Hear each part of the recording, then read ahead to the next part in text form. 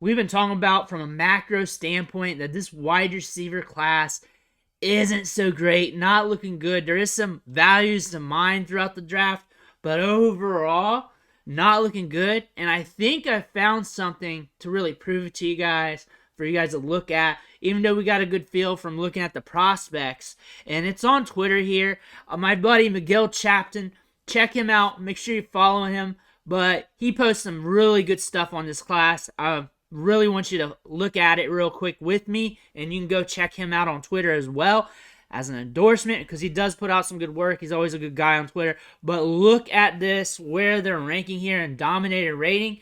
Dominator rating is an average of market share and touchdown share together. The market share of yards, if you haven't been following the channel throughout the years, 25% average dominator rating through the whole class. And then 2014, that's the huge year. That was the Mike Evans year. That was the year with Brandon Cooks, OBJ, Allen Robinson, 34%, 2010, 34%.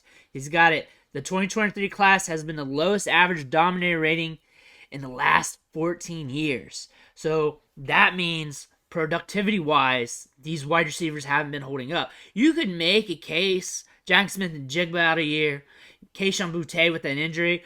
Overall, though, it's not going to really spike you up that much higher. It'd probably still be 26, 27%-ish, somewhere like that. At the highest, 28-ish. So he'd still be in the bottom rung here. And it's not looking great from a class standpoint. Looks like the average 29-ish to 31-ish is your average usual. And we're definitely below average over the last 14 years. A long time. A long time. And another thing I want to throw up here, he's got a follow-up. Let's click on it. Let's click on that real quick. Get a good look. And also, breakout age. Big indicator for wide receivers. This proves how well they can transition to the next level. It's like a requisite. Like, most wide receivers that hit have a decent breakout age 18, 19. Now we're looking at here, and this class not faring too well. Average entry age to this year's draft, 22.41, so it's an older class. Breakout age, 21.78. So a lot of these wide receivers are hitting when they're older. When they're older, playing against 18-year-old, 19-year-old kids. What makes breakout age impressive is you're an 18, 19-year-old kid, and you're balling out against 20, 21-year-old guys, 22 for some instances, and you're playing against top competition, maybe in the Power 5. That's what really sells the breakout age. Also, historical comps, historical numbers indicate that you have a better chance of hitting, more of a prerequisite than a number that guarantees you, but it is a good indicator to use for wide receivers. The breakout age for this class overall, not so good. The entry level of this class overall, not so good. Again, when you look at this, though, from the average standpoint, 22.17, 22.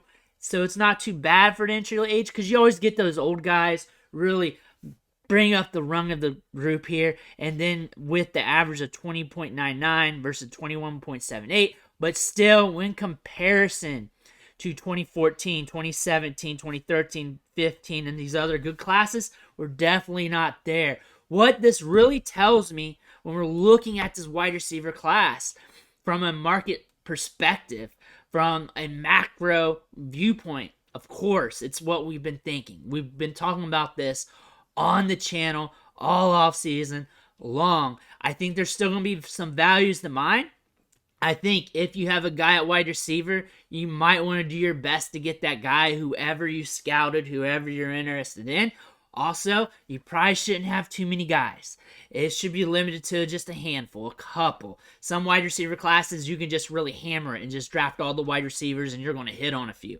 This one's not going to be like that. Just pick your guys, pick your spots, pick your values. This running back class, being deep with talent, is going to allow us to mine some values at the wide receiver position. That's one reason why I like the wide receiver class, is due to the running back class, is because in the second round, when things start to tear off, you can really pivot. We're going to have some good pivot spots where we may not get any top tier wide receiver ones cheap. We might be able to get some guys to patch up some holes, give us some value, give us some long-term player value for our dynasty teams, which is always good. And there's going to be some good pivot wide receivers when the running back starts to transfer over into tiers, and that can help us out when we're mining throughout our drafts this offseason. But let me know in the comments below what you think about this wide receiver class. I've heard a lot about it in the comments and other videos, but I want to hear about it from you. Make sure you smash that subscribe button on the way out. Only going to help you build your dynasty teams and with your rookie drafts. And again, I want to thank you for watching. I'll catch you on the next video.